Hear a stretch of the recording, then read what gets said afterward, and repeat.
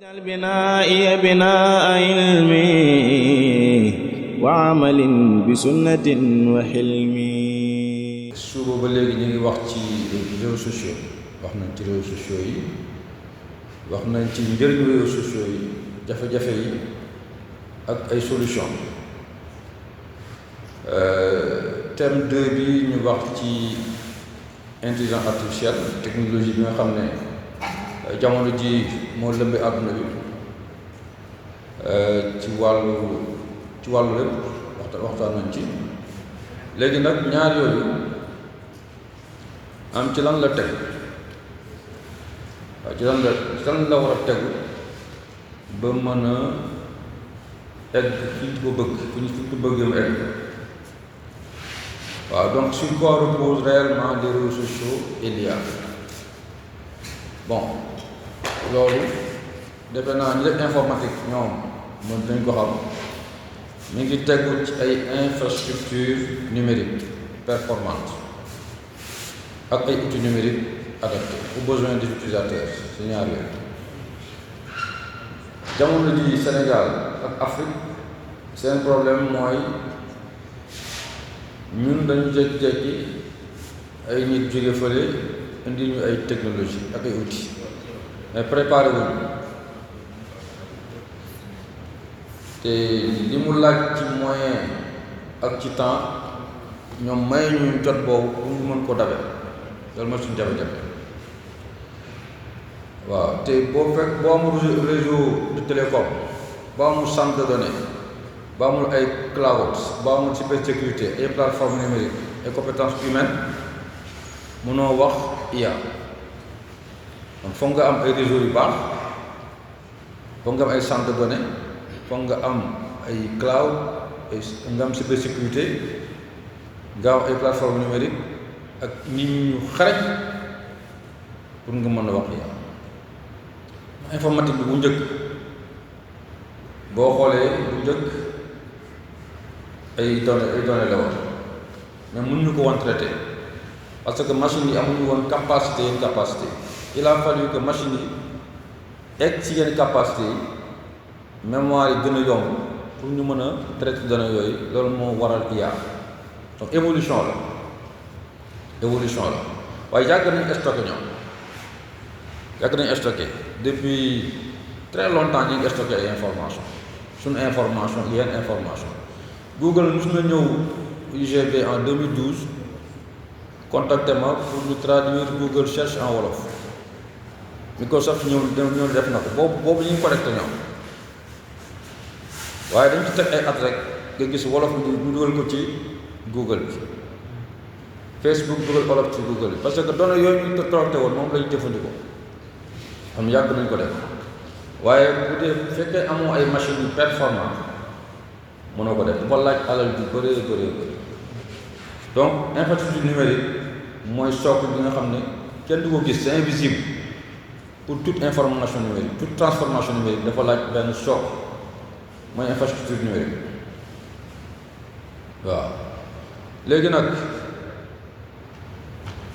IA tey bu ñu koy wax day mel ni loo xam ne day luxus daal day mel day luxus tellement dafa gaaw tellement dafa am njëriñ. te moonte derrière IA bi vidéo yi ngeen jëfandikoo ci IA bi réseaux sociaux yëpp dafa am ci lu mu lalu dafa am ay junni kilomètres fibre optique ay millions fibre optique moo ci nekk ma ne ci ginnaaw ay satellite ay station de communication ay centre de données ay supercalculateur ay serveurs spécialisés dafa laaj donc énergie bu doy boo ko amul moom am na dëkk yoo xam ne Europe jamono ji tey dañ fa installé ay centre de données mais ñooñu dem nañ bi amatuñ ndox mu ñu bayee boo demee Espagne am na zone yoo xam ne dañ fa installé ay centre de données mais centre de données yi foog am lu koy seddal donc dex gi lañu détourné pour mën di seddal centre de données yi am na centre de données yoo xam ne dañ koy plongé ci biir géej pour muy mën a sedd dëkk yooyu yëpp Espagne ñoom dañu dem ba amatuñu ndox mu ñu bayee ñu ngi kaas ndax centre de données dañuy fay mairie alal ju ay milliards te loolu dafa laaj énergie bu bëri ndox mu bëri donc loolu tamit ay mooy li nga xam ne moo ne ci ginnaaw IA en même temps am na njëriñ si nit ñi mais day appauvrir aussi nit ñi léegi Afrique bu ñu ko koy installé bu ñu ko ëndee woon par exemple Fouta boo defoon tànk dama béykat yoo xam ne dootuñu bàyyati ndax dafa laaj ndox mu bëri pour refroidir le dispositif waaw donc un centre de données de nouvelle génération loolu rek ça coûte des centaines de millions de dollars gis nga li ne ci ginnaaw waaw un seul processeur graphique GPU utilisé par l'IA coûte à peu près 20 000 et 40 000 dollars donc IA c'est des milliards xaalis bu bëri l'électricité consommée par les grands centres de données représente plusieurs dizaines de mégawatts daanaka mën nga maam centre de données li ñu soxla ci électricité mën na jox Touba courant centre de données yi nga xam ne moom lañuy boo defee benn prompt nii mu tontu la centre de données yooyu li ñu soxla ci courant daanaka moom la waa benn ville di jëfandikoo loolu day wane rek maanaam li ne ci ginnaaw IA lu diis waaw donc dafa laaj kon bu ñu bëggee ñun ñu am suñu IA bopp am suñu souveraineté numérique dafa laaj kon investissement bu ne ci ginnaaw bu diis waaw loolu tamit foog ñu xam ko ndax Sénégal mi ngi ci yoon boobu Sénégal am na yu ñu jéem Sénégal toogul rek ne yàcc ndax grâce à la stratégie Sénégal numérique 2025 yooyu loolu lépp ci loolu la jëm am nañu réseau national de fibre optique am na extension continue du réseau 4G data center national Diamniadio yooyu yëpp day wane ne ñoom ñi ngi dox ci loolu ndànk-ndànk waaye alal dafa bëri ba nga xam ne faaw nga def ko ndànk-ndànk mënoo tëb rek am ko am na parc des technologies numériques de Diamniadio am na raccordement du Sénégal au câble sous-marin de Africa ak yeneen donc lu yomb investissement yooyu maintenant représente plusieurs centaines de milliards de CFA et traduisent une ambition forte faire du Sénégal un hub numérique de référence en Afrique de l'Ouest wala état bu taxawee di la wax Sénégal 2050 wala Sénégal numérique ñoom xam nañ ne Sénégal dong attunu ko lu diis la ci ay milliards investissement yu bëri données yi rek pour nga mën koo stocker dafa jafe waaw léegi nag loolu boo xasee def loolu ba noppi nag bon foog nga am ay li tax loolu war a nekk mooy Sénégal dafa taxaw ci ay plateforme arbitrative électronique jamono ji kër juddu yi jafe-jafe yi ci am c'est parce que dañ ko numériser wul donc foog nga am ay centre de données stocké sinon rek bitim réew nga koy defee nga koy yóbbu boobaa ñoom dañuy am suñu données yëpp am na ay solution de paiement mobile money bi nga xam ne tey foo toll mën a transférer derrière c'est des données UVS nga xam ne am nañ centre de données ñoom presque 100 000 étudiants ñoo fa nekk données yëpp ñu ngi Diamniadio foofu am nañ data center boo xam ne UVS ñoo ko jënd loolu rek presque def nañ ci 2 milliards centre données UVS rek 2 milliards lañ ci dépense loolu bu amul woon 100 000 étudiants yooyu fan la ñuy jàngee en ligne donc pour woon leen ne affaire bi du lu yomb daal waaw défi bi dafa am yeneen yoo xam ne moo dal Afrique mooy 18% de la population mondiale vit en Afrique 18% de la population mondiale 1% rek la capacité mondiale centre de données yi nekk àdduna bi yëpp 1% moo nekk Afrique centre de données yi nekk c'est États-Unis am na 5000 centres de données Allemagne 500 Afrique boo ko xoolee ay bëriwul États-Unis rek 5000 centres de données am na pour woon ne ñun vraiment dafa am loo xam ne dañ cee dellu ginnaaw plus de 80% des données africaines sont encore hébergées en Afrique hors Afrique pardon 80% suñu données yëpp 20% rek moo nekk Afrique 80% yi mi ngi ci tubaab bi waaw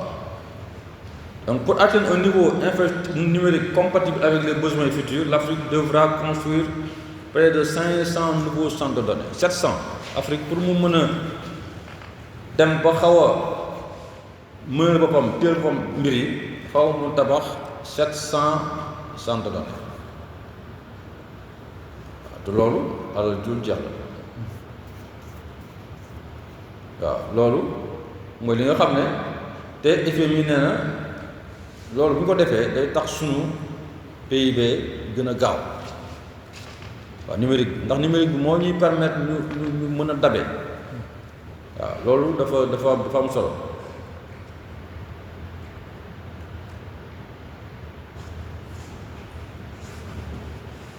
waaw loolu kon ngeen xam ne kon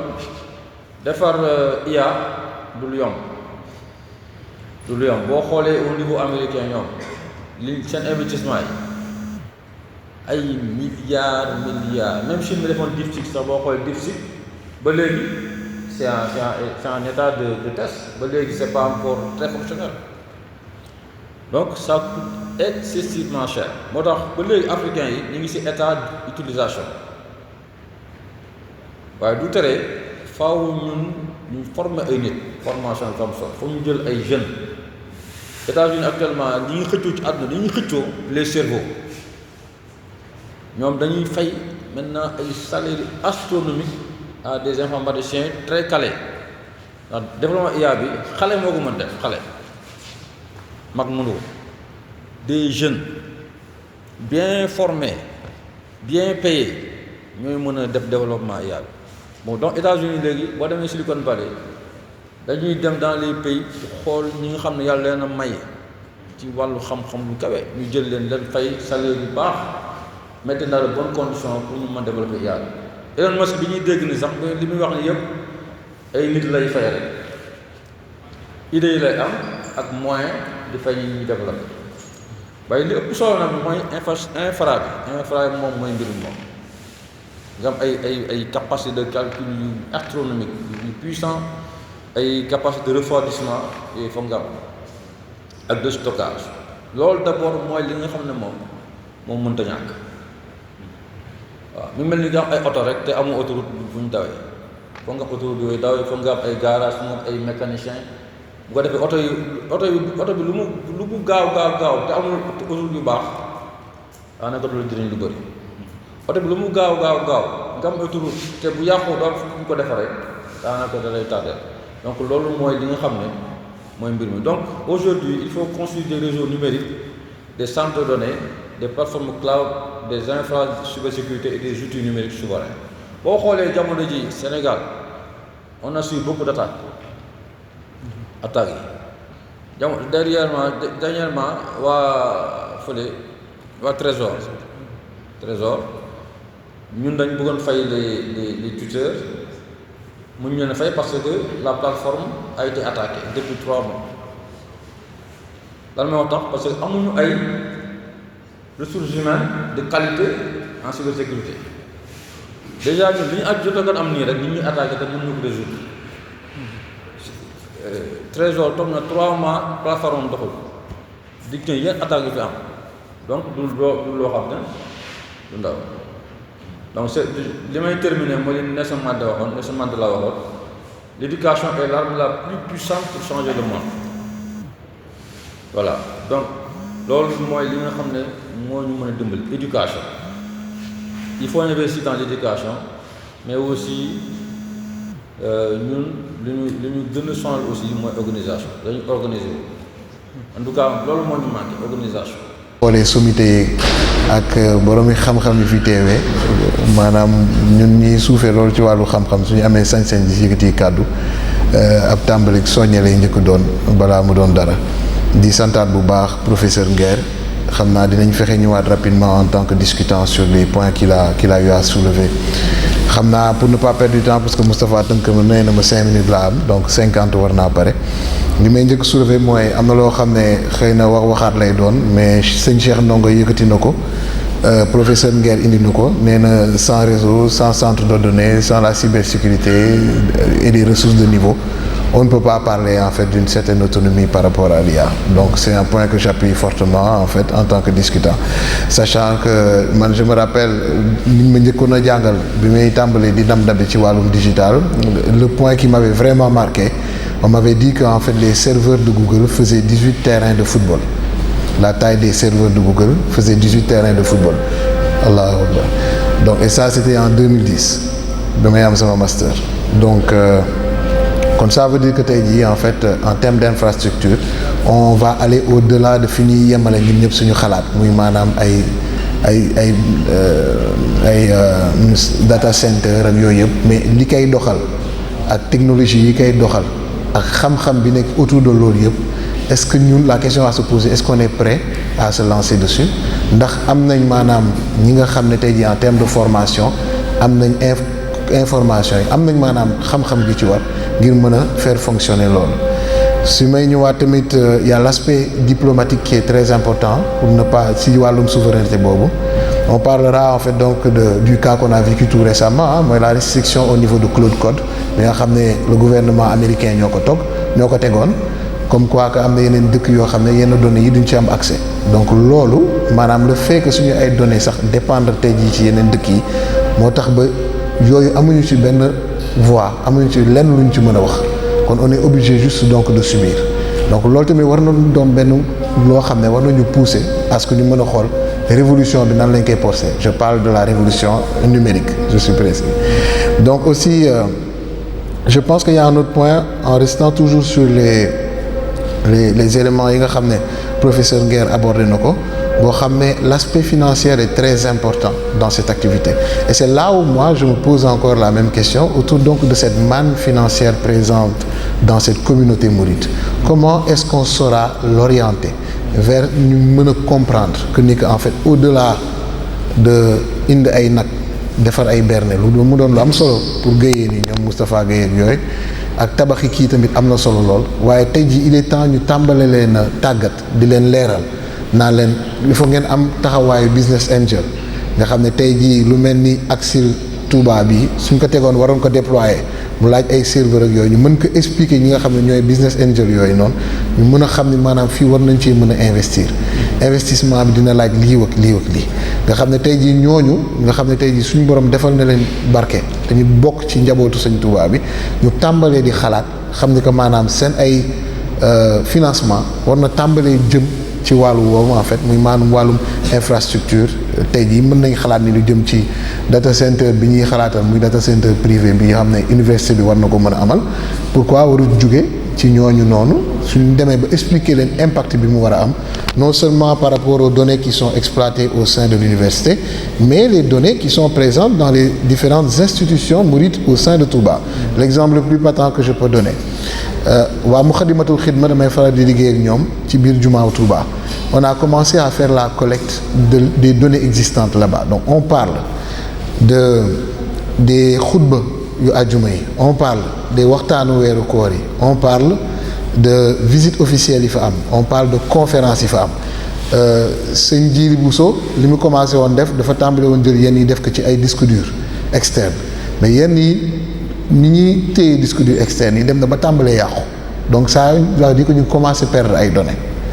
Donc infrastructure bi donne na urgence non seulement pour le monde académique mouride, mais aussi donc pour le patrimoine immatériel et même matériel, hein, donc de la Mouridiyya concrètement. Donc au-delà de cela, on peut parler aussi donc des chiffres que le professeur Nguer a soulevés, qui sont vraiment des chiffres assez motivants, parce que bon, on parle de centaines de milliards concrètement, mais aussi de li nga xam ne tey jii si on parle du centre de données de l'UVS qui a coûté 2 milliards. Maintenant l'UVS c'est une chose, mais aujourd'hui avec les projections que Sëñ Mountakha il a donc du centre du complexe Cheikhoul Khadim, je pense que ñun war nañu weesu bu baax li nga xam ne tey jii tegal nañ ko UVS. Donc ça veut dire que déjà on commence à avoir des données en termes de coût. Donc loolu léegi mën na nekk benn élément boo xam ne mën na nekk élément déclencheur pour ñu xam concrètement tey jii su fekkee UVS il a avoir son data center à 2 milliards, nous concrètement en fait par rapport en fait à ce complexe là nan lañ ciy demee ak tamit ministère nan la ciy taxawee. Donc ak xool tamit nan la ci gars yi mën a jàppee incha allah. donc au-delà de cela Moustapha dafa mel ni 1 minute ma dese xanaa fi may tënkee rek ndax dese woon na ma yeneen note di ma may nga ma 1 minute sa bos waaw baax na donc xëy na man ni ma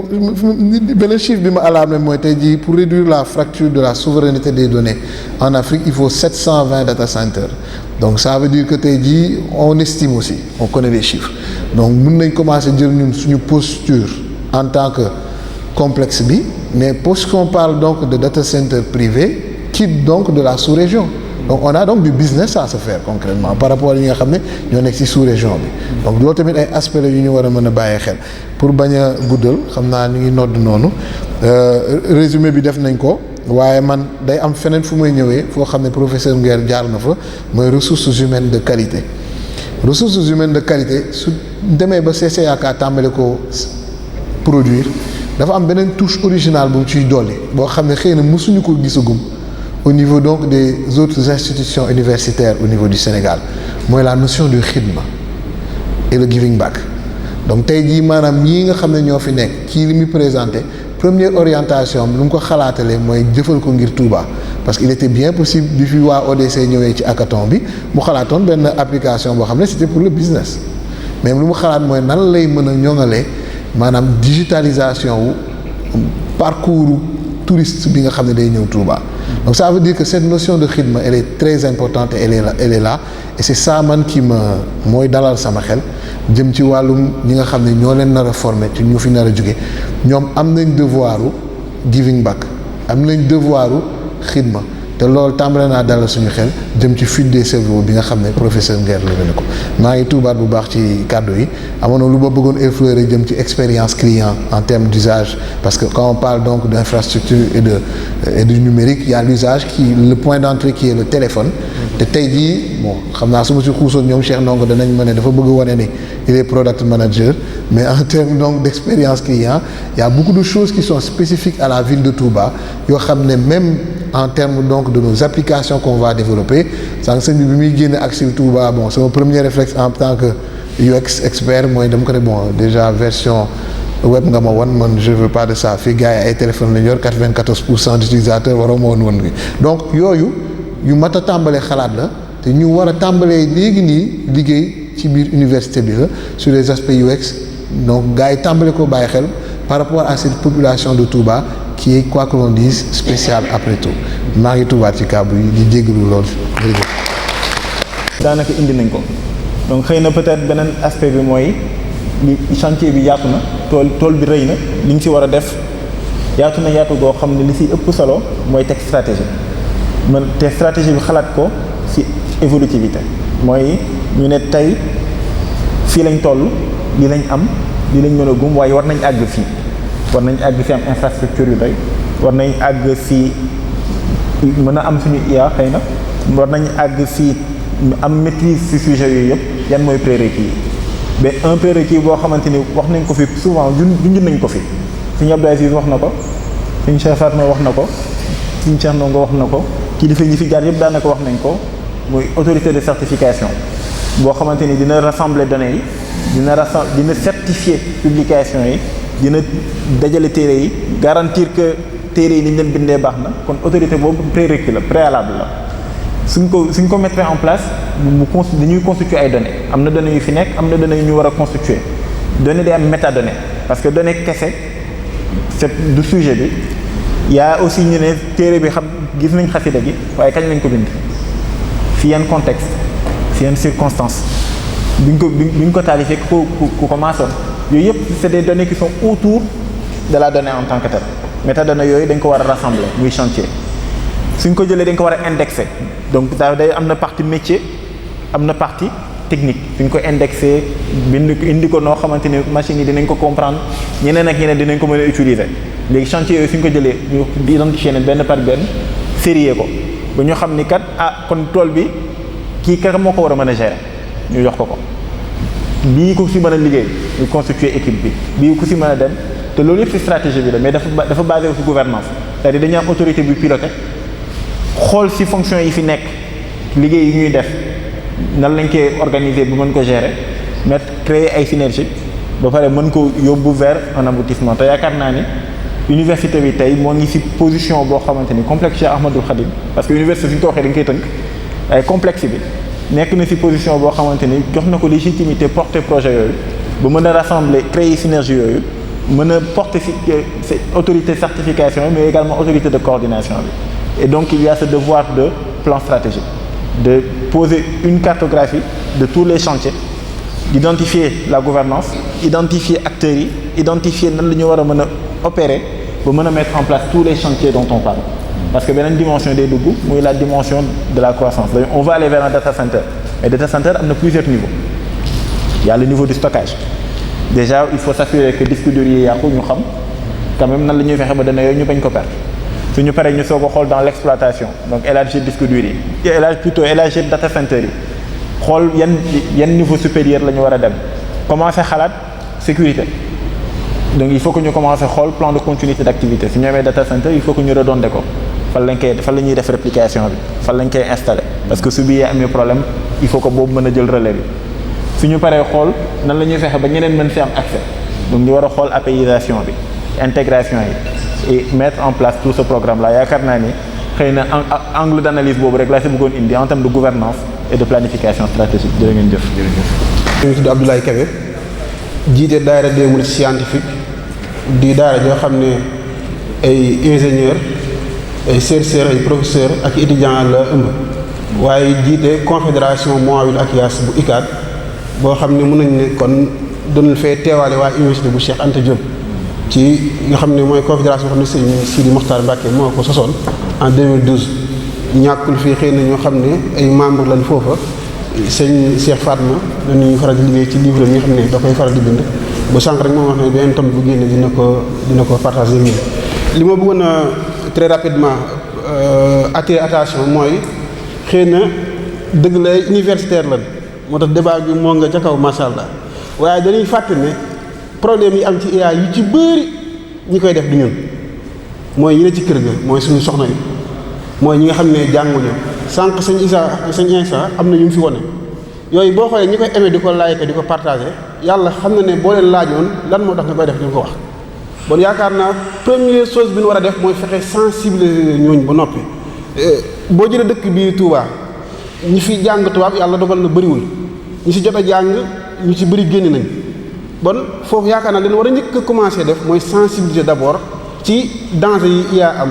ci danger wax ma IA waaye téléphone démb rek maa ngi def réunion en ligne ak ay mbokk tal yoo xam ne ñoo ngi ci yenn gox waaye fay micro sax am na ñoo xam ne xamul nu ñu koy fay kon kookee ndeysaan day jàpp ne lu baax suñu sax wax na ko day jàpp ne moo ngi def lu baax fekk kéemaan la yaakaar naa ñooñu leen war a gën a cibler wàcc ci base bi sensibiliser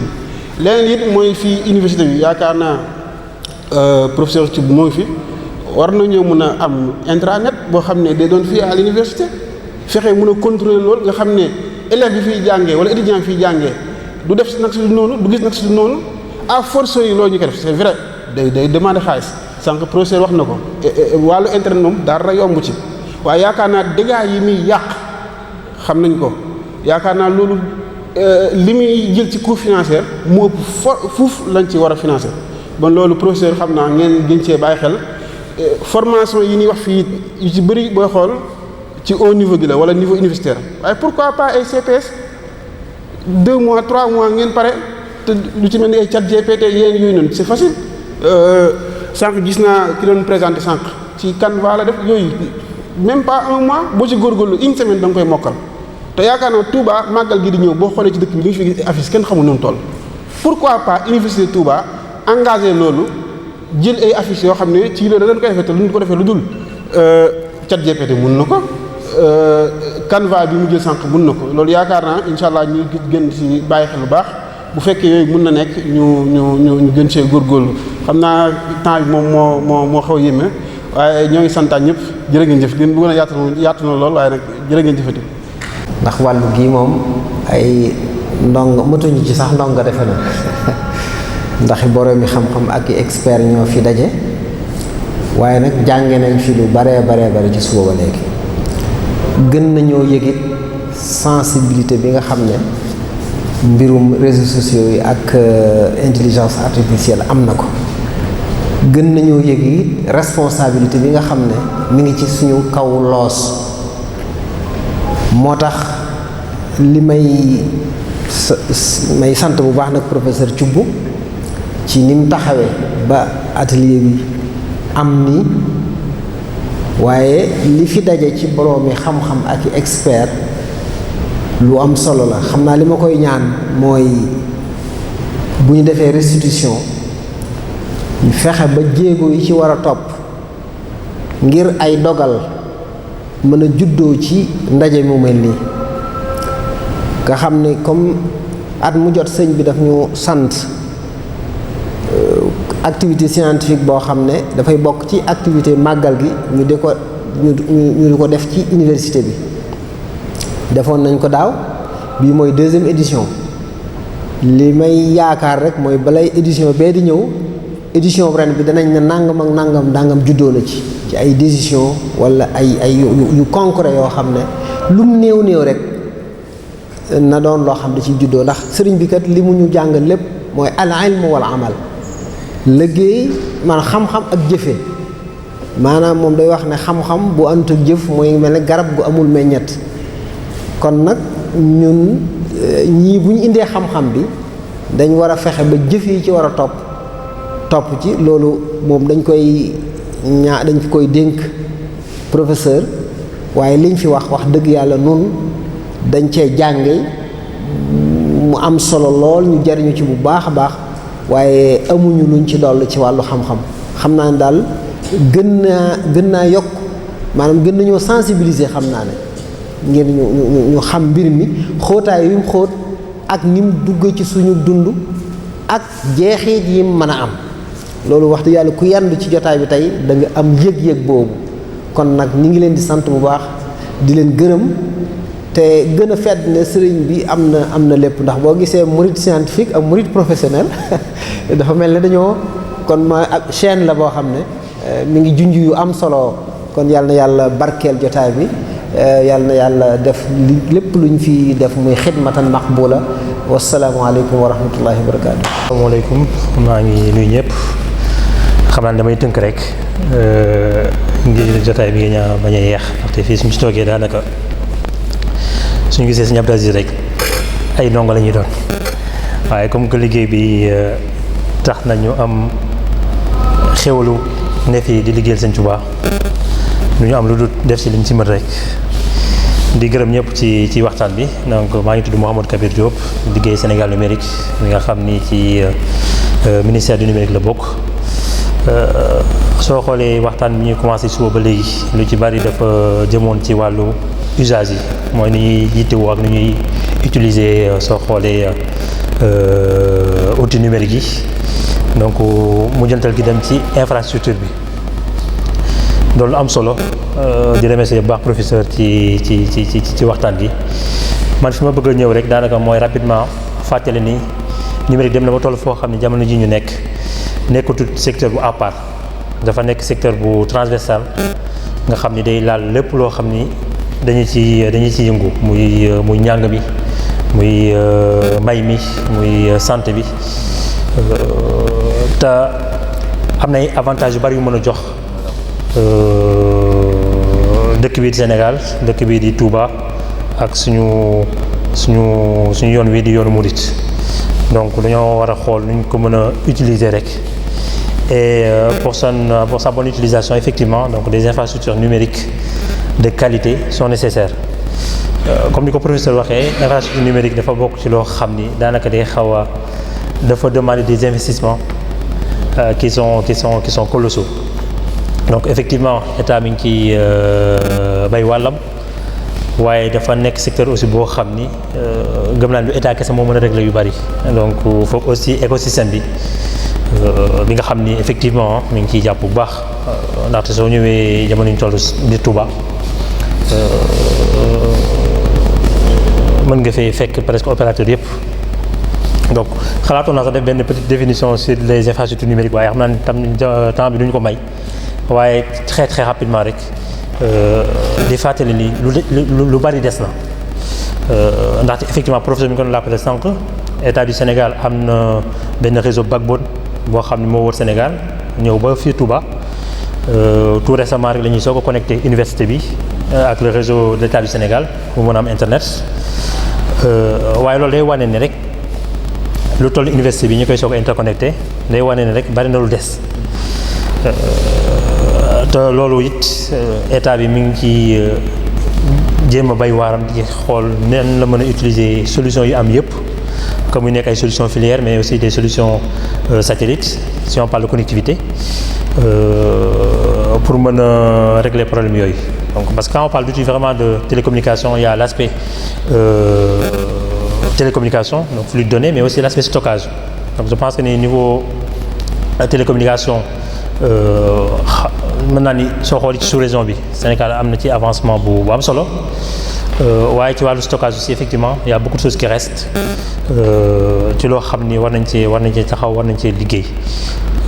rawatina Touba dafa am particularité mooy déjà c'est la deuxième ville du Sénégal donc dafa am presque problème yeneen ville du Sénégal yi ba am mais aussi dafa nekk ville boo xam ni une fois par an presque sa population on va dire est multipliée par 5. Donc loolu nag nekkul problème mais dafa war a nekk opportunité parce que mën nañoo utiliser ces outils numériques là pour résoudre tous les problèmes en tout cas une bonne partie des problèmes bi màggal gi di am sànq je pense am na ko ci doon wax sànq ci wàllu gestion du trafic nit ñi ni ñuy demee ni ñuy dikkee ci wàllu transaction financière ci wàllu sécurité à titre d'exemple fi may liggéey Sénégal numérique chaque màggal daanaka on est obligé de déplacer benn équipement bu ñu indi ba fii juste pour mën a yombalal les forces de défense et de sécurité donc police ak gendarmerie pour ñu mën a jokkoo ndaxte infrastructure yi fi nekk day xaw a jafe loolu ci màggal gi ñu ciy jokkoo donc tout ça état bi xam na ko loolu bokk na ci li tax dans le cadre du New Deal technologique donc l'axe 1 c'est la souveraineté numérique et dans l'axe 1 donc il y a l'objectif stratégique numéro 1 qui est des infrastructures numériques. Donc l'objectif c'est vraiment de renforcer les infrastructures de télécommunication et de stockage et de consolider les flux de données. Donc juste pour vous rassurer que ni le ministère des télécommunications et du numérique ak ñëpp ñuy liggéey ak ñoom donc xam nañ jafe-jafe yi am bari na liggéey boo xam ni ñu ngi koy def waaye aussi liggéey boo xam war nañ ko gën a yaatal effectivement avec l'écosystème mais surtout avec waa Touba. Avec l'université, avec tous les professionnels mourides yi nga xam ne dañuy yëngu ci wàllu wi pour xam ne lañu mën a jàppalante ba presque toutes les problématiques dont on a parlé ici que mu nekk en termes de traitement de données que mu nekk en termes de collecte de données en termes d'infrastructures numériques à mettre en place ñu gën a xool nu ñu ko mën a nu ñu ci mën a jàppee ba du ma ni résoudre toutes les problématiques mais au moins en tout cas donner des solutions à certaines problématiques qui existent et sànq Ousmane mi ko doon wax aussi je pense que communauté bi yàlla suturaal nañu ba am na benn doole bu ñu am boo xam ni tamit bari lu yu bari yoo xam suñu ci jàppee rek problème yu bari nañ ko mën a régler sànq sëñ Abdou Aziz mi ngi wax ci wàllu data center bu ma ko waxee dama xalaat surtout man daal kaamil laay gën a xalaat ndaxte à chaque fois saa yi moo fa demee damay xalaat toute la partie digitalisation qui est nécessaire pour fexe ba mboolem xam-xam ak xalaat bu judd ci yoon bi nu ñuy def ba fépp fu nit mën a nekk mën cee jot te loolu effectivement quand on parle de digitalisation donc des besoins de stockage vont venir et loolu je pense que ni sans même attendre quelque chose de l'État communauté bi mën nañ cee liggéey effectivement nguur bu soobee yàlla na ci am taxawaay jàpp ci war na ko jàpp ngir mën a yombalal liggéey boobu xam naa bu soobee yàlla dinañ xaar restitution yi sont prévues le 28 bu soobee yàlla avec la présence du ministre ni ma ko waxee woon rek fi moom ay toogaay ndongo lañ fi am toog ngir déglu mboolem xam-xam bu fi ruus rek ñu fexee xool nu ñu ci mën a jëlee yóbbul ko ministre ba mboolem programme ak projet bu ñu fiy def rek am njeexital fii ci biir Touba jërë ngeen jëf merci beaucoup. بنائي بناء علمي وعمل بسنة وحلمي